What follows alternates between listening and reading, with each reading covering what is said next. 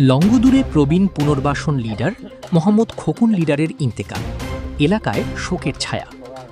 মাহমুদুল হাসান রাব্বির পাঠানো তথ্য ও চিত্রে প্রতিবেদন।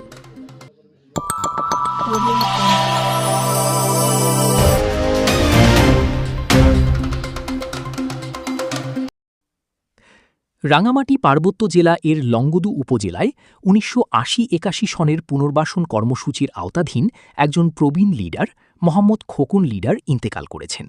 ইন্না লিল্লাহি ওয়া ইন্না ইলাইহি রাজিউন।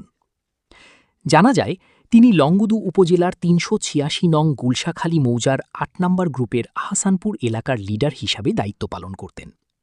পুনর্বাসন কার্যক্রমের শুরু থেকেই তিনি এলাকার মানুষকে সংগঠিত করা, বসতি স্থাপন ও বিভিন্ন সামাজিক উন্নয়নমূলক কাজে গুরুত্বপূর্ণ ভূমিকা রেখে আসছিলেন। স্থানীয়দের মতে মোহাম্মদ খোকন লিডার ছিলেন একজন সৎ, নিষ্ঠাবান ও জনকল্যাণমুখী ব্যক্তি। তিনি সবসময় এলাকার মানুষের পাশে দাঁড়াতেন এবং তাদের সমস্যার সমাধানে কাজ করতেন। তার মৃত্যুতে এলাকায় শোকের ছায়া নেমে এসেছে। মরহুমের জানাজা আগামীকাল সকাল ১০টার মধ্যে অনুষ্ঠিত হবে বলে পারিবারিক সূত্রে জানা গেছে। News desk, news Longadu 24/7।